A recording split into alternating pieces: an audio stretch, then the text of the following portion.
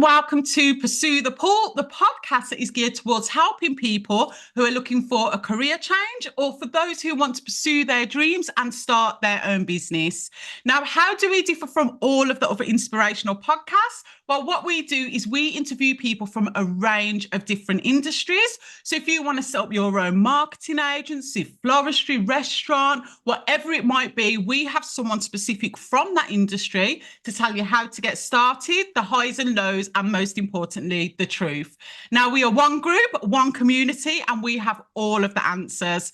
I'm your host, Stacey Bevan, and today I have an amazing guest. So his name is David, and he's the founder and CEO of Nobody's Café, which is an award-winning brand experience agency based in London. So first of all, I want to thank you so much for joining us. I'm excited for this interview. Well, just thanks for having me as well. I'm looking forward to chatting a bit more. Yes, no problem. All right, so look, before we actually go into the questions, I just want to give the audience a little bit of background into what it is that you do. Okay, so your journey into brand experiences started when you were 16, hosting house parties for friends, and that passion for bringing people together, it never left you, which created a career that took you across the globe, delivering for clients like PlayStation, British Airways, Pepsi, and more. And then in 2020, you started to dream a lot bigger about what an experiential agency could be. And it was then that you founded Nobody's Café. Now, a brand experience collective inspired by the power of creativity to bring people together. And since launching Nobody's Café, you have become an award-winning agency delivering global experiential activations for brands such as Amazon, Netflix, Spotify, Trivago, Red Bull, and more. And you have over 15 years experience in experiential and event marketing, and you've worked across the globe in the UK, Europe, Middle East, and the USA, and your expansion for growth is continuing at a rapid pace. So look, this is some amazing stuff, and I'm just going to dive into the first question. So tell me a little bit about your background. How did it all start? Did you go into work from school? Did you study? Or did you go and start working for yourself? How did this all come about? So I did university, so did college, did university. And yeah, like back when I was 16, I was doing house parties. But even like when I was in college, tried to do like an event and bring people together through like we hired out a bar in Leeds where I'm from, and like tried to get everyone down, sold tickets. My cousin was DJing, and then some of the people that arrived at the event were under 18, and we booked out a venue where they were like everyone had to be over 18, so we had to shut it down and everybody went home. But they didn't charge us for the venue, luckily, because they were like, yeah, we forgot to tell you that everyone had to be 18. So even like before university and stuff like that. And then in university, started doing like club nights and student nights and stuff like that. So that everybody was over 18 at that point. So we started doing sort of like, I started doing like nightclub stuff. And then straight after university, I kind of like had worked for companies doing that. And then after university, I started like doing that myself and like with a couple of friends, like working with different venues and putting on our own like nights rather than working for the companies. And then I was an estate agent for a little bit. And then I went and started working sort of like at like an experiential agency, sort of like. Back then, experiential was a little bit different to what it is now. Brand experience was a little bit different. So it was a lot more sort of sampling activations, a lot more people popping up outside Tesco car park and handing out like free samples as you were walking in. And like it's changed dramatically over the sort of years. And like what you see now as a brand experience is very different. But I've kind of been through that entire sort of like trajectory of like watching it change and grow, and like I've moved around different agencies and a bits like that. But yeah, I did do university in that time.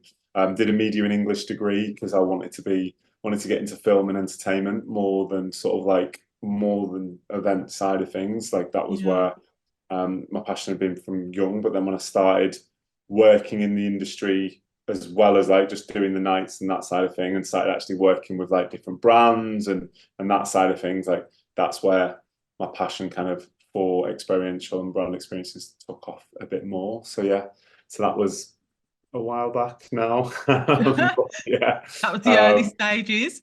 yeah, So that you was. said you were working for an agency. So when did the transition of you going it alone actually happen, and So how did that that happen? so that took a while. That took about sort of 12 years into my career. So I was at one Wow. agency in Leeds for 4 years, and I was at another one. And then I moved to Dubai and worked for an agency there for 2 years. Then I came back, moved to London because I was in Leeds for the first sort of 8 years. Dubai for 2 years, worked in London. For another agency, another experiential agency. Then I went brand side, working like leading up like their experiential inside an actual company. Yeah. So that's taken me from sort of like university when I graduated, sort of like that's from like 2007, 2008. Now we're in Yeah. sort of like 2020. And 2020, the pandemic hit. I'd started sort of thinking I want to go and do this on my own. Like, I've been a few companies and nothing really fit like the way I wanted it to. Like sometimes Yeah. campaigns I was doing weren't the ones I wanted to be doing, or just like the culture fit wasn't right for me, and some of those little bits, and or like diversity said like the ceiling was a bit low for like where I could kind of get to within the company. Yeah. And so I decided like I wanted to go do it on my own. So that was like 2019. I made that sort of like that was my thinking, but like how I was going to make that jump was like, I don't know, like it's just going to happen at some point. And then the universe kind of went, yeah, no, it's going to happen at this point Yeah. because the pandemic hit. And I'd started looking for other jobs and to go work other places just before the pandemic hit. But then the pandemic hit, I stopped looking for other jobs, especially in like events and experiential. I just stayed where I was. But like Yeah. very soon after the pandemic hit, I found out that I was being made redundant. So I got found out I was being made redundant like first week in April 2020. But because of the size of the company, it took a while to go through like a load. They have to go through like loads of processes when a lot of people are being made redundant. So it wasn't until June 2020 that I was actually made redundant, and that's when Nobody's Cafe started. So sort of from April, like the minute I found out I was being made redundant, I kind of made that decision of like, right, okay, this is how I'm going to deal with it, and I'm going to turn that into right. I'm going to start my own thing.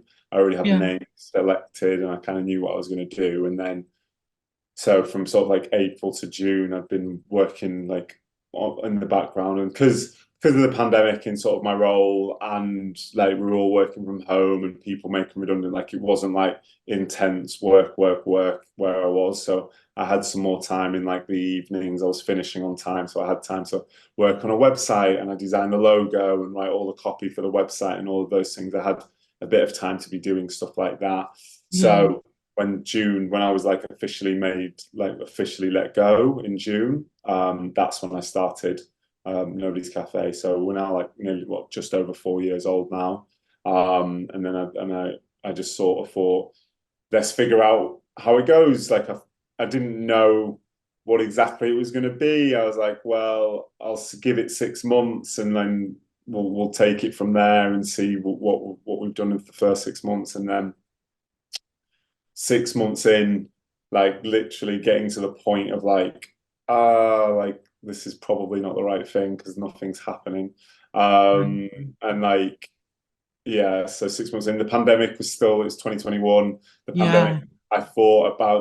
I thought we'd be all like back partying by this point, and we weren't, and it took a while for us to get back partying. But then we got an email, got a LinkedIn through from someone at Amazon saying they were looking for new agencies, and if I was interested, which obviously I was interested. Yeah. And then went through that process, went up against we did some initial creative, went up against 10 agencies, and then we did a few little bits for them during 2021. And then during that, so like that sort of happened in January. So like pretty much like the 6 month mark of when I've been like, if there's nothing after 6 months, like you probably should call it Yeah. a day. And then at that point, that's when Amazon came, and then other things started to come off the back of that as well. So I started working like Trivago quite quickly after Amazon, and a few other bits. Yeah. So how did Amazon find you? Was you doing marketing at the time? Did you need a lot of money to invest initially, or was it just kind of your cost of living you were maintaining? But how did they locate you? So it was financially, it was cost like I just maintained my sort of like living costs. And I was kind of lucky, like I say lucky, but it was the pandemic, so I wasn't going out as much and doing as much as I would have potentially been doing, commuting, eating out for dinners and stuff like that. That had all sort of like pared back. We all went through the pandemic together, so you were still spending money on things. You were still getting takeaways. You were Yeah. still buying things, but it probably wasn't at the same rate as it would have been during like pre-pandemic or post-pandemic. So like that helped, but I didn't have a lot of money to invest at all. I think I spent like in the first year, like my investment was like £1,000, 1,200. So Wow. organizing, like getting an virtual office space, like the costs of setting up a business, web, um, like web domain costs, like email address costs, and all of those things. Like I designed the website myself, so didn't pay anything for that. I Yeah. designed the logo myself, so didn't pay anything for that. So like all of those things, I just kind of just took on and did myself. Accounting for the early parts, I did that myself, and sort of a lot of the legal bits, like I did myself as well in the early stages. So Yeah. that kind of kept costs down. And again, with like the legal stuff, I after my first degree, I did a bit of a law degree. So like some of the contract stuff, I was very familiar with, and I understood. So I wasn't sort of like scared of doing that. Yeah. Um, so all of those little bits. But then when it came to like actual marketing, that was like, do you remember Clubhouse? There was a lot of like talking in a lot of Yeah. the Clubhouse groups and like meeting people through that. I would go to, if there was any sort of like virtual panel sessions, I would go and sit on those. I would like write comments, trying to engage people through that. LinkedIn, Yeah. obviously I've grown on LinkedIn quite dramatically since 2020, and probably that growth has really only happened over the past year, really. But Okay. in 2020, I was still on that a bit as well, but a lot of that was Clubhouse and a lot of Yeah. those conversations, and just that was it really. We would post stuff, and we still do. We had a few bits like what we call Café music, which is like Okay. a playlist of music that we put together. Yeah.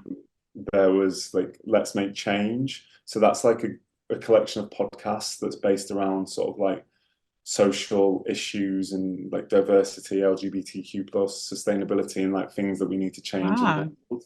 So just Yeah. like conversations around that, and then one which is called Be Inspired, and then Be Hmm. Inspired, which was like conversations similar to the one we're kind of having Yeah. now, is around sort of things that are going to inspire entrepreneurs, freelancers, creatives. So more conversations around that. So I would be doing those sort of like every couple of weeks. So like the Cafe Music's weekly, and we launch that sort of like every weekend.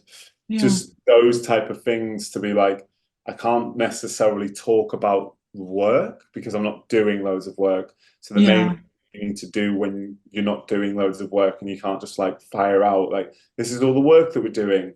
You need to kind of just talk about like the company and the brand, and think of ways of doing that. So that's kind of what I did in marketing sense, because it Yeah. was just like, the more I can keep getting the brand name out there, the more people are going to register that we exist. And that was kind of like what I looked at as like the first goal, is like, if you can let people know that you exist, then Yeah. that's a really big hurdle that you're across. And that's and I think sometimes obviously you need the work because you need to carry on making people know you exist, but it's such a big part of the puzzle, because then you are getting people that like are coming towards you, and it's not always you're attracting people towards you, and it's not always sort of like outbound, and trying to make people aware Yeah. through that. And that's realistically, Amazon came to us. I still don't know who through, but they were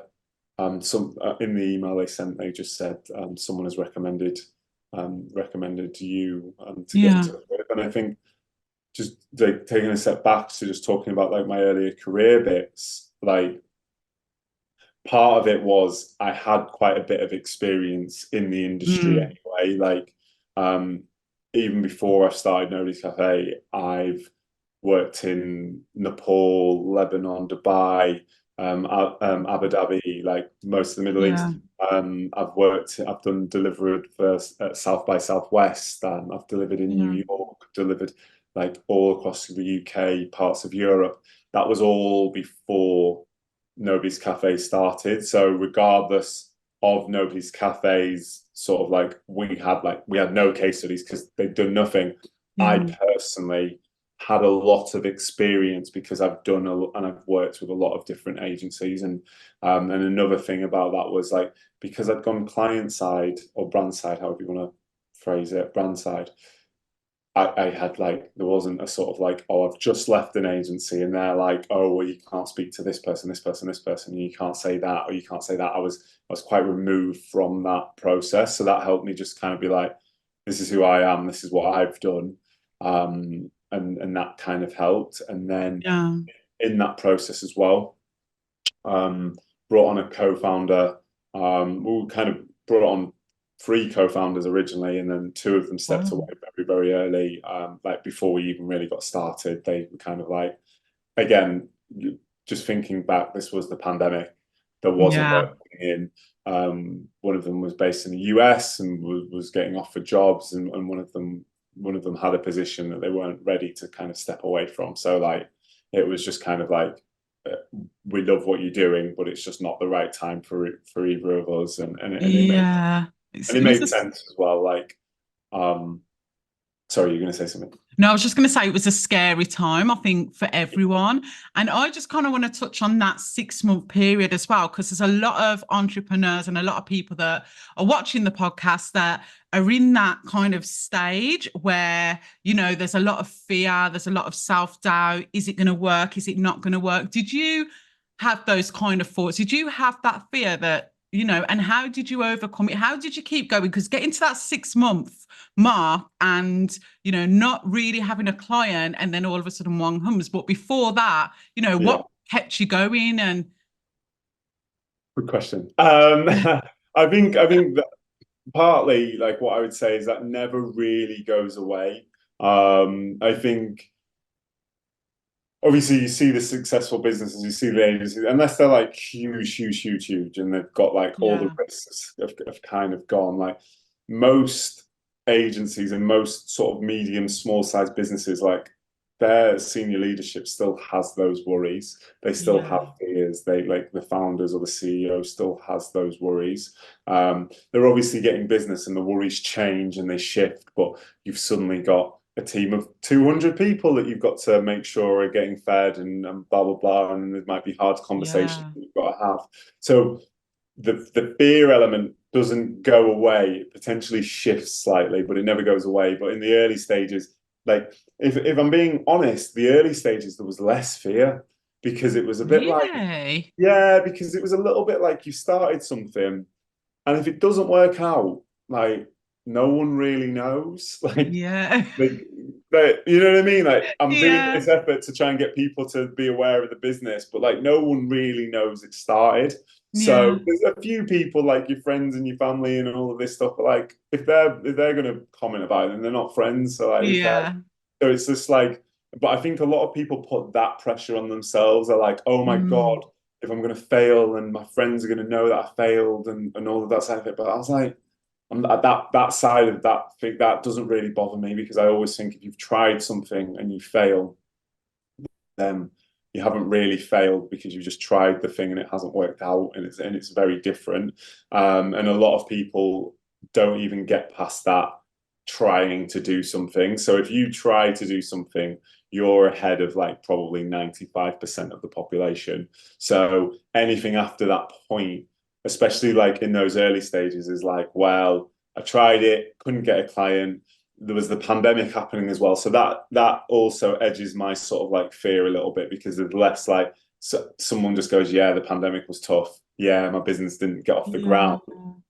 That kind of makes it like you've got a little bit less fear. Like don't get me wrong, I'm not like, I wasn't like, oh yeah, cool, it's gonna fail, amazing. Yeah. It's just the case of like, I don't think that was like a big thing in my mind, and that it's kind of like how I am generally. Like I don't Yeah. generally think about like, oh, it's gonna fail, therefore I can't do it. Like there's been a lot of other things in my life where it's been like, this is a bit of a risk, but I'm gonna go do that, and then if it doesn't work out, like I'll figure out what I do from that point. But I think a lot of people, and probably a lot of people listening to this, like they put the pressure of like what their friends are going to think and like Yeah. colleagues are going to think or what family are going to think. And I think that side of it, like if you can remove that from Mm. your fear, there isn't really that much to that. There's not really that much to worry about.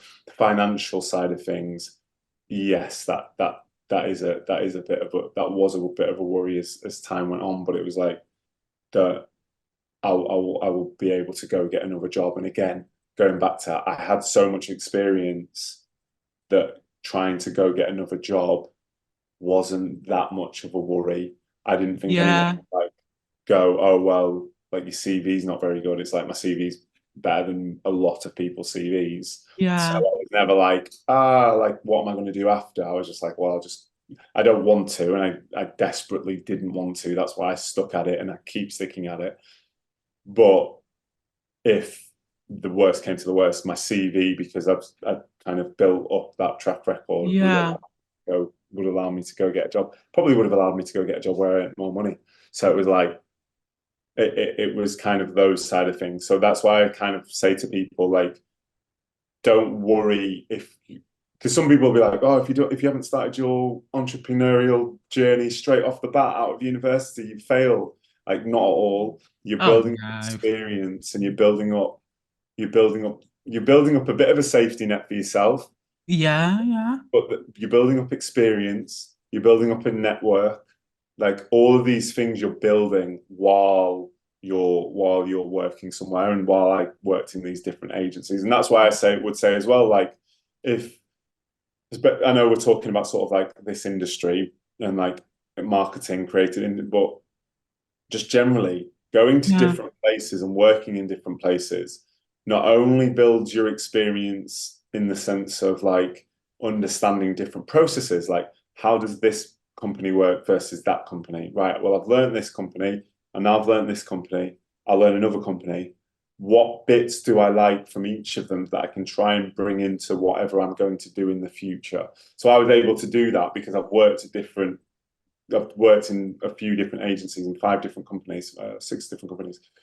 So that allowed me to see bits I didn't like. That allowed me to see bits I thought were amazing, I Mm. thought were good, but they could be improved on. I think that like how does the systems work and how do like even like the computer systems and like what's their website and all of those little details that you can figure out working somewhere, especially when I was working in smaller-ish companies, not like Yeah. big letters or anything.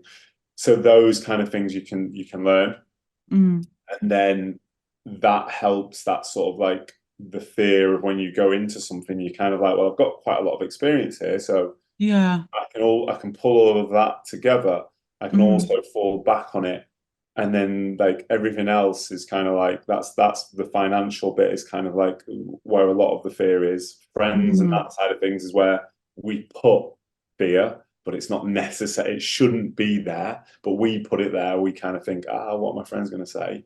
And then, like I said, like in the start of it, not many people even know you exist. So the only people that are Yeah. going to know that it didn't work are probably very close to you, and It's true. they're probably just going to go, "Oh, that's a shame. At least you tried." And Yeah. you're never going to sit back and go, "Well, I'm 60 and I wish I'd tried." You're just going to go, "Do you know what? I was 32, I've got whatever age you were at, and I tried, and it didn't work out, but I always Yeah. tried, and I still moved into a job and a career, and I've got my family and I've got my house, and all of these things that you can still do, but you're never Yeah. going to go back and go, well, I never tried. You did." So I think that's probably more of a fear of mine, was to literally get too far down the line and be like, I Didn't wish even I'd try. tried. Yeah, I wish I'd tried that. So Yeah. that's kind of how And And did you have to make a lot of sacrifices or change your mindset? Like I remember the transition and I've completely had to change the circle of people that I'm around. I had to change my mindset. I have to think in a completely different way. Did you have to do anything like that? And the second part to the question is, did you kind of have any support in terms of did you have a business mentor or did you used to watch anything or read anything that would help keep you motivated through this transition? Um, yes to probably all of those questions. So business mentor, not like a specific like this is your business mentor, and like some people Yeah. find that, but like I would speak to people that like I'm quite close with a few of the other agencies that I used to work with and the people that founded those agencies, so I still speak to them on a regular basis, like now, and I did when I first started as well. So like conversations like that, conversations with other people that are not necessarily in the same business but in the same sort of area and circle. Like I opened up a lot of those conversations when I first started, and I think like some of those have like my network's grown, and then some of those people have become like friends now, and like I'll just see socially, like and then you also see them in places like somewhere like a Mad Fest or going over to Cannes Lions, and you'll see a lot of these people, and that sort of network has grown massively, and I think that's really important that you try and grow that network and Yeah. meet people and like you're on the same level. You can have those conversations. They kind of understand some of your they understand some of your struggles and some of your bits. And I think it's also depends also how your business is set up. So like sometimes you can get a business mentor and have they actually started their business in the way that you started yours? Are they, because like that, like, did they get investment when they started their business? Because if you didn't and they did, your like that viewpoint Yeah. is very different. Mm. So like some of those bits, like you can take advice and it's good to chat to people, but some of the little bits that you're going through, it's hard to find someone that perfectly matches. But Yeah. I think you can do that through probably like the peer-to-peer network a Mm. little bit better when you're on like the same thing. I joined a few like groups, Yeah. WhatsApp groups. Like obviously I said about Clubhouse, so there's people that I met through Clubhouse that I still speak to now. And then like I joined a thing called Elevate Mentoring. So Elevate Mentoring, which they've now put me on their advisory board, which is amazing. So like Oh, Elevate Mentoring is a event focused mentoring program. It has yeah. now 400 members now, and it's really big. And like that again, you're speaking with and you're meeting with people like-minded that are in the same industry. So joining things like that were Yeah. important, like talking to people, like speaking to people on LinkedIn. And I think I use, as I said, I use LinkedIn quite a lot as in terms of like follower numbers and all of that stuff. But like the Yeah. reality of LinkedIn, like beyond that side of like the vanity metrics of whatever that might be, is actually speaking to people in your direct messages and Yeah. actually having meetings with those people and actually going, right, let's go for a coffee and making that happen. And I've met people from, I've sat down and had conversations with people in America, people in Australia, people like, and not necessarily about like, oh, this is a business meeting or like, what are we like? Are you going to deliver for me or whatever? Just Yeah. literally, just like, what do you do? Like, we talk to each other online, but like, can we actually have a conversation? So those, I think, that's important. The business mentor thing, I think it's good to have people that you kind of like look up to and like Yeah. as kind of like where you want to be, and having chats with them is fantastic. But I don't Mm. know, like sometimes, and a business mentor will probably hate hearing this, but sometimes I think like, and I've seen experiences of those, like you have to have like the right one, because if you're paying them, Yeah. times that advice is not always the advice that is going to be the right advice, because you are paying them and they want to continue to be paid. So Yeah. I've had experiences of seeing some of those people, and like again, this is massively generalizing, but I just think for me, because I've got such a big network, I just don't like that.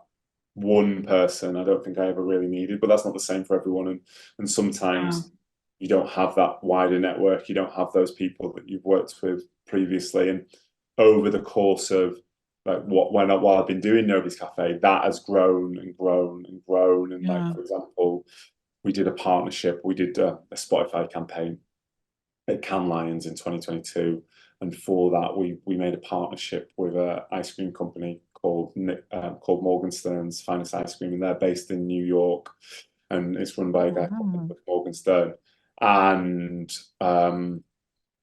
we organised the partnership with him, and then he came over to Cannes and he made all the ice cream, and it was all fantastic. But the amazing thing from that is like he has his own business. He's a little bit older than me, and sort of like has been through some of those things. And like obviously New York is a very tough market to do anything. And he's Yeah. been doing very successfully well in a very, very tough market. So like I still speak to him. Like yes, he was brought in as like a partnership on a campaign.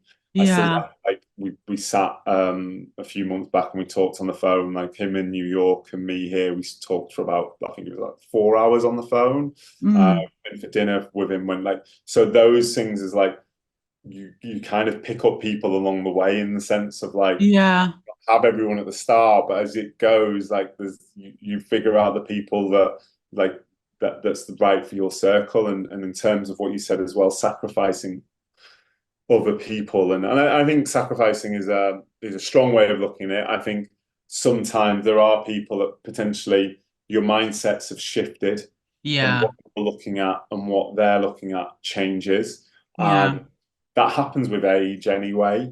And I think we sometimes like we're always trying to be very nostalgic about like, oh well, I've known this person for a very long time, therefore, and it's like it just depends. Like the dynamics can still shift. You don't have to be as close to that person as you were. I think we always talk about a lot of this stuff like on a bit of a on-off way of looking. So it's either like you cut them off and you never speak to them again, and that's it. Like you've Yeah. changed now. You can't speak to the friends that like the weak friends. You can't do that, and that's a bit like. And you hear that from like all the hustle like work stuff. Yeah. Like you can't speak to those friends anymore. Like what is it?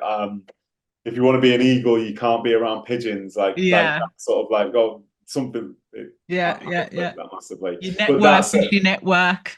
Yeah, and all of that stuff, and I get it. I get it to an extent, but it's not necessarily as you don't need to be necessarily as cutthroat as that.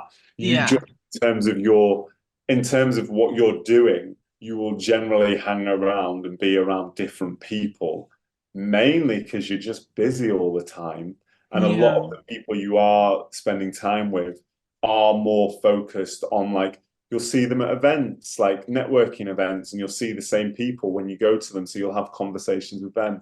Like there might be ways of like synergy of working with your business and their business, so you'll have conversations like that. There's like that's where Yeah. the shift is. It's not necessarily the shift is, oh, I've cut these people off and these are my new people. It's more about like I now spend time here and I don't spend as much time there, so I don't see Yeah. as much as I used to, but I see these people more. Mm-hmm. But that doesn't mean that you don't still chat to these people all the time or whenever. Yeah. Like, but you probably hang around these people more because you've just made that shift. Books that I read and stuff like that, and like one of my favorite book is probably Phil Knight's Shoe Dog. Like Oh, I think that's a fantastic journey, and he's the founder of Nike, and that's just a very fantastic, interesting journey around how yeah. like not everything is perfect. You like the company was called something else, and then he ends up getting in like battles with the people he was working with, and he's got no money in the bank, and he's working a second job, and all of this stuff, and he's got a family to raise, and all of these things that kind of like that really go into it. And I think Shoe Dog is just like a fantastic example of that. And obviously, it's turned into sort of like a mammoth, which is Nike. And he doesn't Yeah. really go into that actually. He goes into more of like the journey and like how long it took to really start, like till they were actually making money, until it wasn't like actually this is a bit of a nightmare and I'm not making any money, and I'm trying to look after my family and all of this stuff. So Yeah. that's a really good book. Podcasts, Yeah. I think podcasts are fantastic. That's why I Yeah. said like we've got those playlists like Be Inspired. Like Yeah. that was designed to provide people a kind of like we do it every 2 weeks, and we sort of like Yeah. post it on LinkedIn, and that's designed to provide people with like a bit of a cheat sheet of some of like the best podcasts out there at the moment that can Yeah. kind of inspire that, whatever it might be, whether it's a side hustle, whether it's just being inspired in your current job, whether it's being inspired to go start your own thing, or being inspired to do something different within your own thing, and all of that. That's kind of why we kind of have those podcasts, because I think it's really important. And like Oh, but um you've got another recommendation to add now. exactly that. So no, and Okay. So,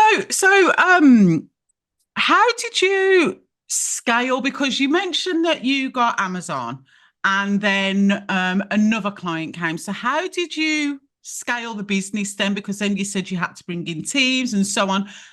What did that growth journey look like?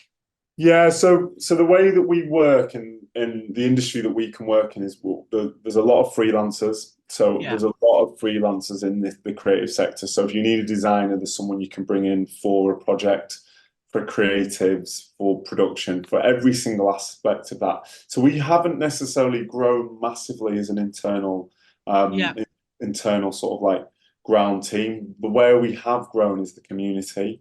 So in that mm, aspect, we've grown in the sense of like there's more people that we're connected to. So like when I say about networking, it isn't always networking in the sense of, right, I need to go get business, so I need to network with clients. It's networking in the sense of building out that community of people to work with. yeah, So we work with suppliers to do production and any sort of like any of that big thing. There's like behind that black door behind me, there isn't like a big warehouse where we're fabricating big Netflix signs and stuff like that. That's just my living room. But that kind of so like what we do is we work with different suppliers and we work with production teams, and so like the expansion comes more from more of those people that we can bring into that network. The team is there's three of us in the team that are full time, but what we have done is we've built out a network which is big enough to yeah, sustain a job that can be this big or it can be this big, and that's the main thing that we've worked on from the outset. And we didn't have that right at the start, but it grows over time, and obviously you work with more people. And there's again going back to the point of I've been doing this a while. There were people that I've utilized in the past, and then Dave, who was part of the team, part of the early team on production side as well. There's people that he's worked with, so we pieced all of that together. So when something like Amazon came in, we found the teams that were able to deliver on that. yeah. Tobago, we pulled together a team that can deliver that, and then just trying to think of the order of clients as they came in, but I can't do it. So I'll just say them randomly. As Spotify came in, we found partners and like working like brand partnerships, working with someone like Nick Morgenstern. Like that's not someone that you can just kind of have sat in your team. It is about finding these people that How are did out there. Spotify come about? Because that's a huge. Again, came through LinkedIn. Was Wow. initial conversation on LinkedIn, and then like they sent an email, and then eventually like I found like when we actually sat down with the team, we found Yeah. that the person leading the team in the UK, we'd actually both worked at the same agency, so it was like Ah, small world stuff. But we didn't know that initially, so it's just, yeah. and I think it was and there was also there's an eagerness for a lot of sort of like these brands to want to work with different agencies to try Yeah. new agencies and try that side of things, and also especially in our sector and especially in the UK, and sort of like in our piece of the puzzle, like more brand experiential, so dealing with those type of clients, there isn't many diverse owned agencies. So Mm, sometimes like brands are wanting to sort of like expand their ability to work with diverse suppliers. So that like because of that, the pool then gets smaller when they are wanting to look and work with diverse suppliers. So Yeah. there is that side of things sometimes. But yeah, Okay. And did you have, like, through this growth, as you're scaling and you're getting more clients, are there any challenges? And I don't know if you've got any examples. Is there any challenges that you faced during your journey when you felt like giving up? Not in the early stages, more as you're growing and you're scaling the business yeah. and getting more clients. Is there Can any challenges that made you think, oh God, I can't do this. I think I'm just going to go back to a normal job? I Is there say anything that every? you Can can I say think every of? day? Yeah. Can I say every single day? Yeah. So there's like I think it's one of those things. I think obviously we spoke about that sort of early part of like fear of Yeah. failing and stuff like that. Like as you get bigger, that fear doesn't go away. Like I said, actually, it gets bigger. Like Yeah. there's a lot more people that know about Nobody's Cafe now. Yeah. So when there was originally like about 5 people, and one of those is my dad, and he's not going to like give me too much. Do you know what I mean? He's not going to say Yeah. much.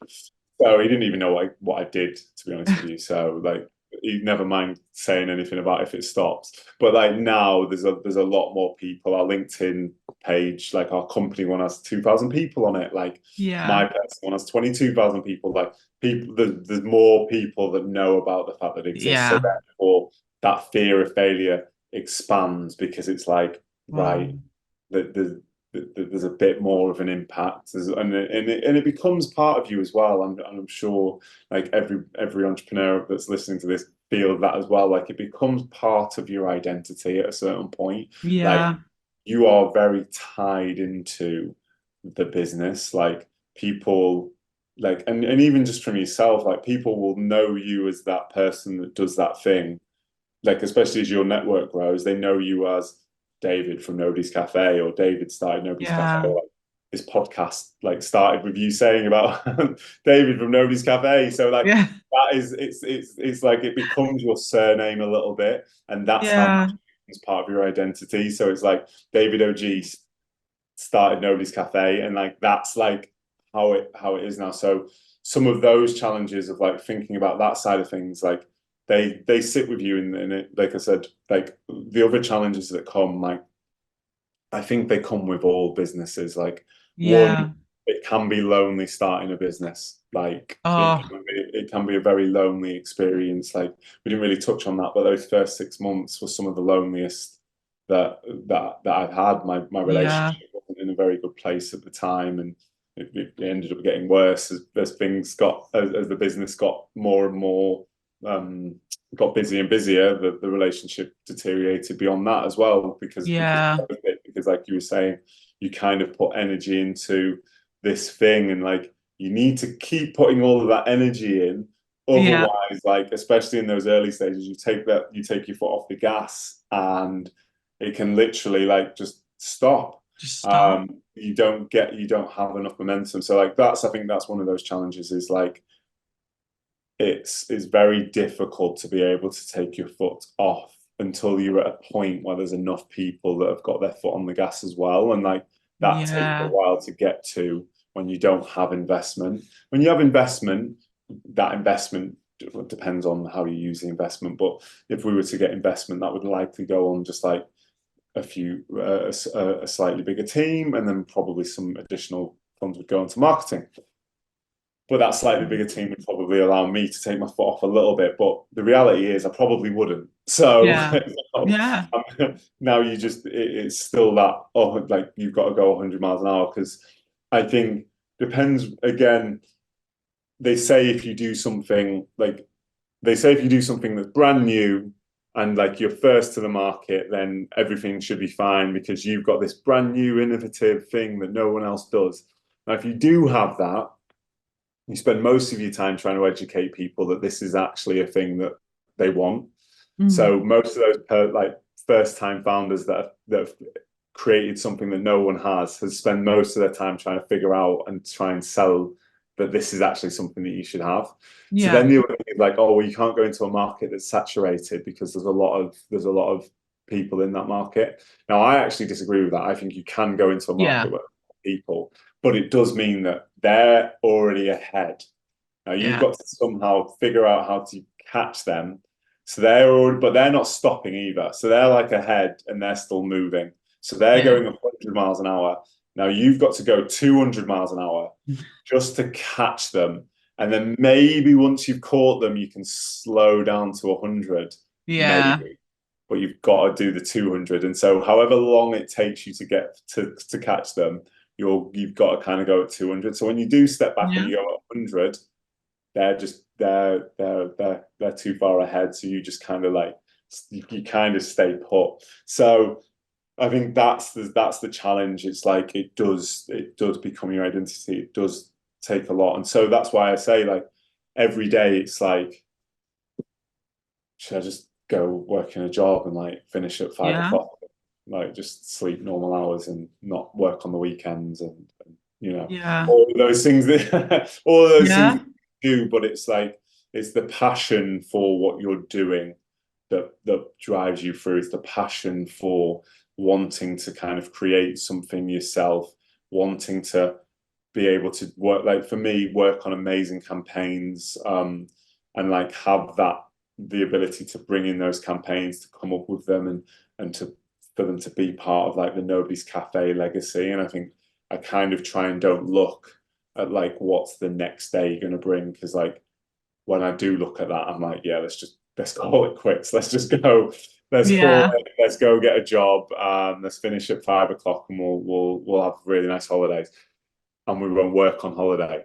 But when you look at it over a longer period, and you think like, what's the impact that this can have on the industry? What's the impact of trying to like be one of the few diverse owned agencies in this area? Like, how can like having a diverse team, because we're an all diverse team that we've got, working with diverse suppliers, pushing forward, like working with like we work with some charities and like not for non-profits to try and like help them like deliver on things, giving like working with them like either consulting or delivering, or like how can we do bits like that we weren't allowed to do before. When I was when I was with other agencies, I didn't have that ability to like work with some of these people and push some of these things forward. So that's kind of what fuels it. And sometimes it's like it's a bigger purpose of like,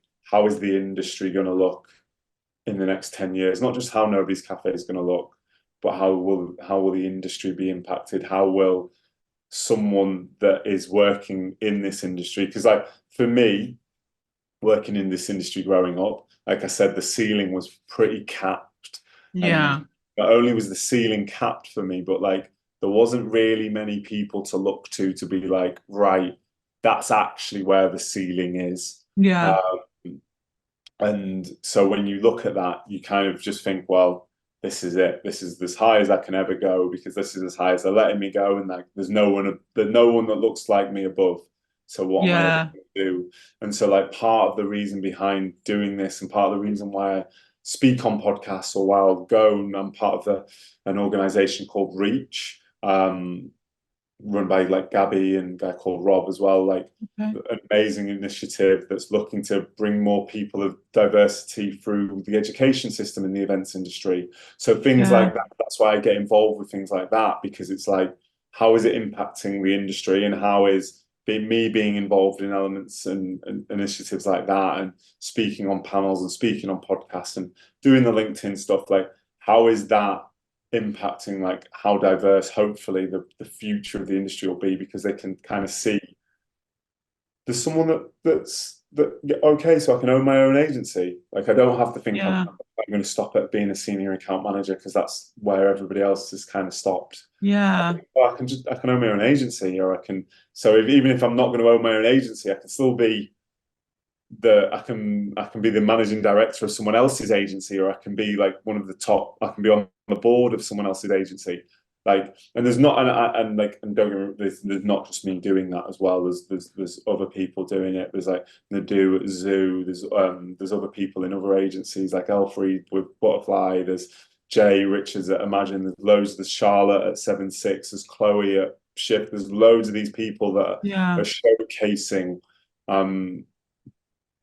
where we can be in terms of diversity, and like, and all of these people have like felt that within sort of the companies or within the places they've worked, and that is what's driven them to what they do, and because what's driven them to what they do, they've got amazing agencies, but there's that little bit more purpose in it, you know what I mean? It's not just about nobody's cafe going to be, because that's important to me, but there's Do you think that helps? Like, because, you know, being an entrepreneur, it is difficult. Look, it's not easy. And, you know, I speak to entrepreneurs all the time, and, you know, I get a lot of messages and they say, look, you know, how do we deal with all these different emotions that we're going through? And, you know, it's lonely, as you said earlier, you know, it's really difficult. I feel like giving up. So there's all of these things that you go through. It's not easy. Do you think having you know, I spoke to a lot of I've done a lot of interviews before, and a lot of them have said what keeps them going is that extra kind of drive, that reason why. So you saying there's that, you know, part of the diversity, do you think that's probably an aspect that keeps you going for your business? Do you think that was a huge drive for you to work for yourself and become an entrepreneur, because that was something that was missing maybe at the time? Do you think that? Yeah, I think it's part of it. I think like it's not the 100% of it. I think Yeah. there's when you look at that sort of like entrepreneurial person, or however you want to phrase it, like there's probably like this pie chart, and Yeah. every bit like there's 100%, and some of it is like, some of it's purpose, some of Yeah. it's financial, like you want to make money, some of it's like just the work as well, like you love the work, and some of it's just Yeah. like, some of it's probably ego, like, you know what I mean, some of it is like actually just thinking I can do this better than other people, like you, Yeah. if you look at all of those things, like it all comes in together, and I think Yeah. like, but you can't rely on like the ego side of things. You can't rely on No. just the finance side of things. You got like, especially in those early stages, you can't rely on the finance side of things. It takes a while to rely on that. But like the work side of things, I think pushes it through. Like loving the industry that you're in, and I love the events industry. I love brand experiences. Like I Yeah. can talk about it for however long. Like I love the industry, and I think those percentages, but sometimes those percentages shift. So Mm. sometimes that purpose percentage might be 80% of why I think about like why I do something, but sometimes it might be 1% and something else is a bigger percent. So sometimes you'll do something in finance becomes the 80% of why you've done it, but sometimes the Mm. industry might become like 60%, and like your ego might push you through one day because you're just like, I can do this and I'm not gonna, Yeah.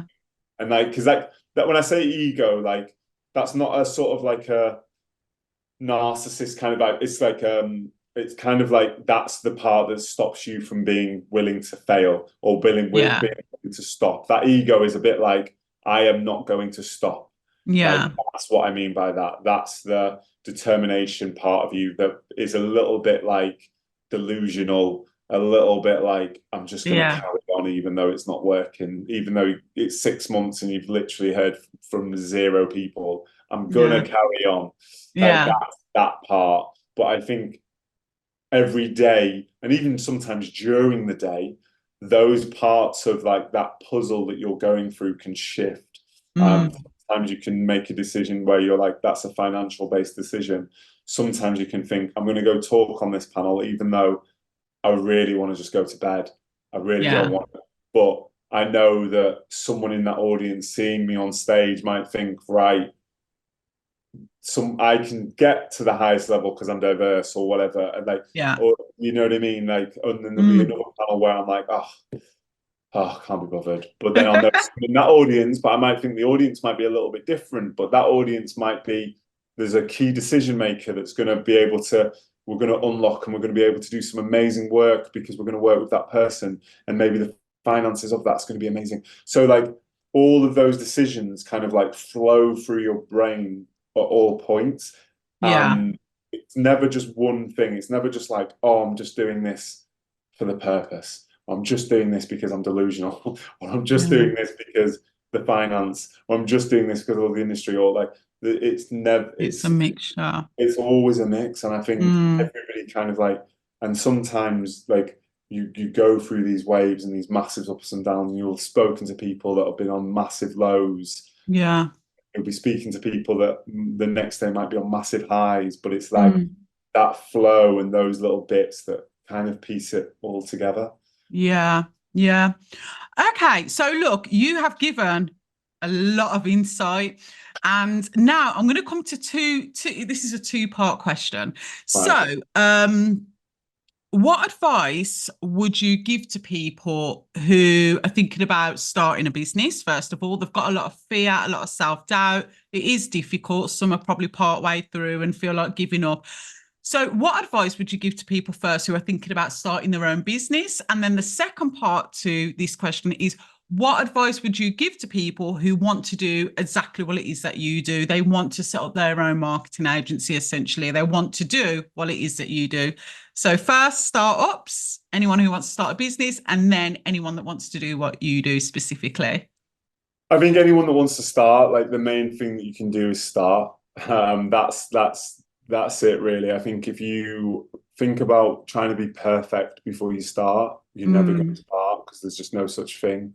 Um, yeah, think about like you can change a lot of things from the start. Like this is kind of the way I look at social media as well. Like people look at social media as that everybody's watching you at all points. So you post something on there, everyone's going to see it.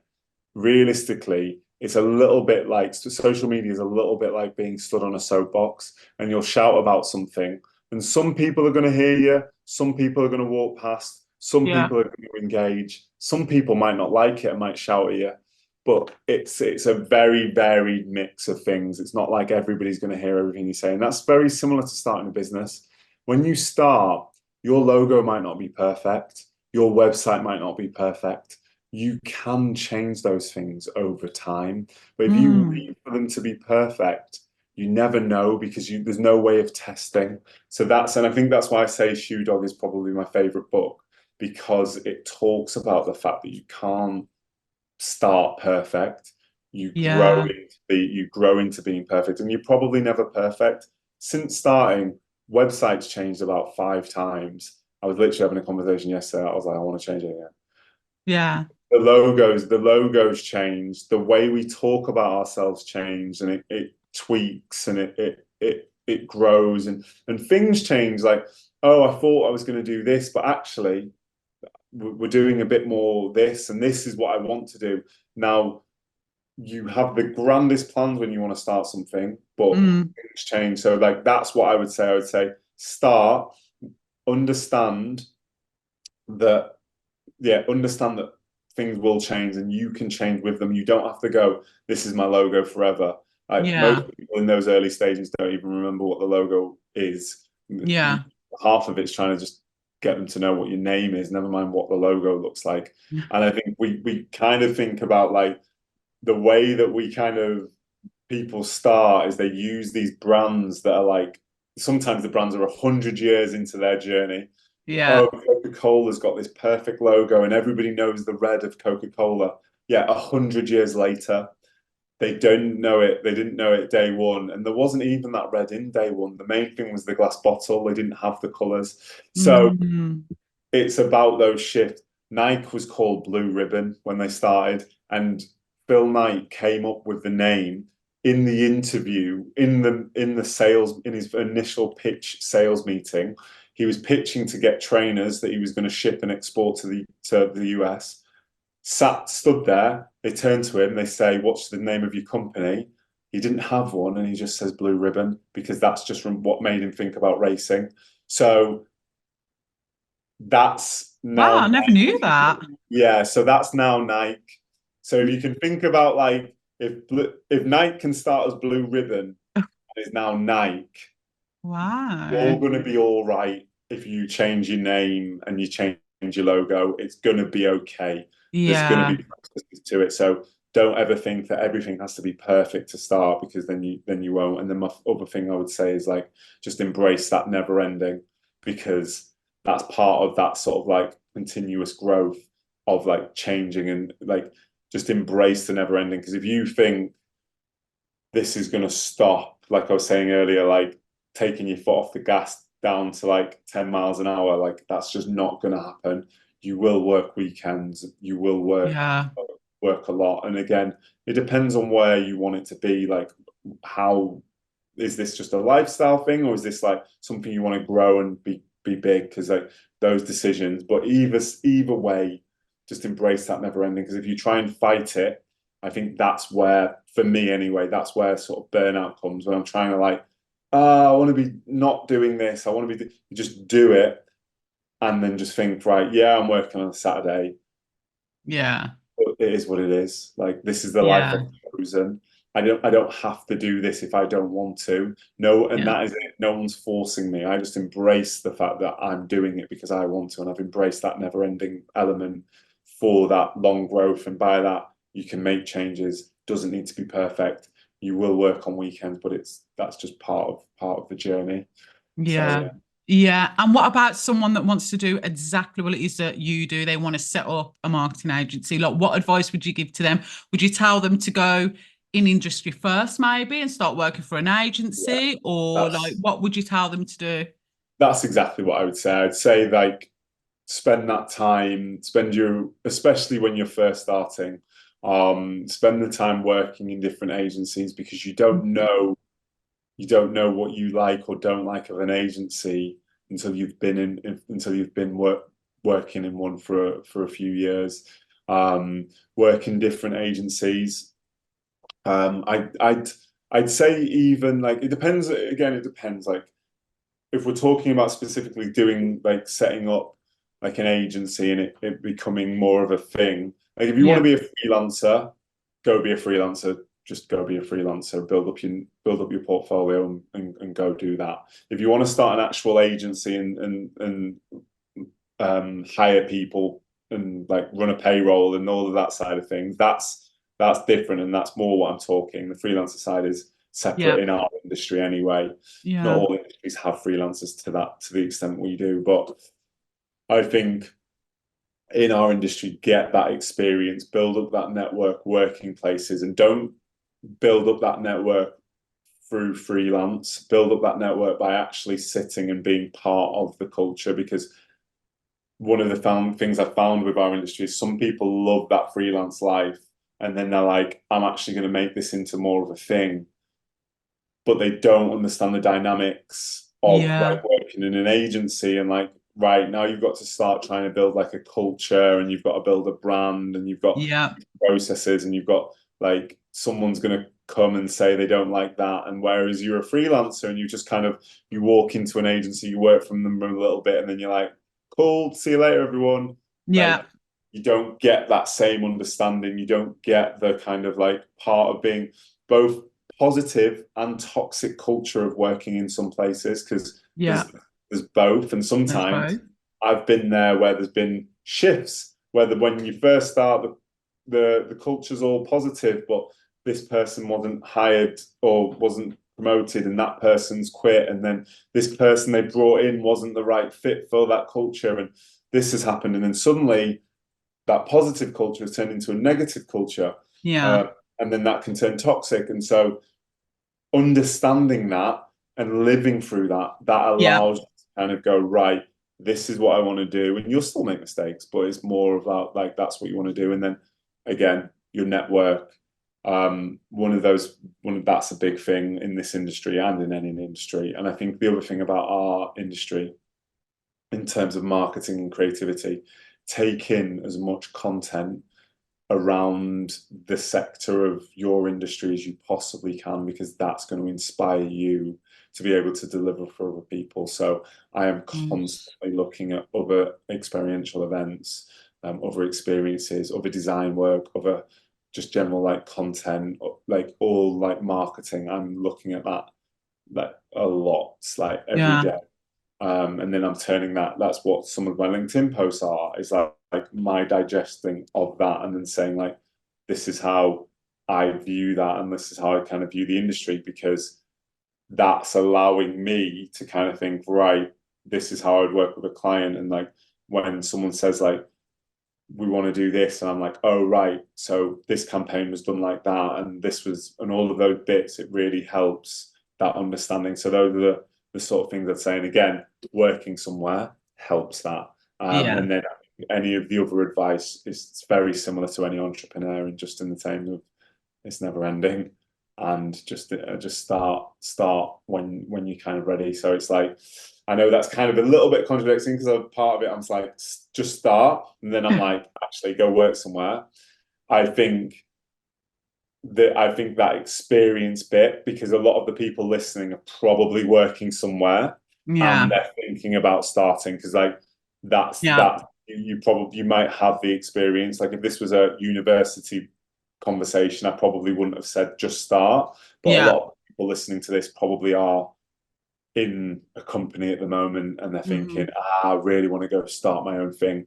Yeah. That you probably have that experience. So look at your CV, look at the network you've made, and just think like, do I have the experience to go off? Have I learned enough from where I've been to go off Yeah. and just start? So that's why it's a little bit contradicting, but Yeah. not.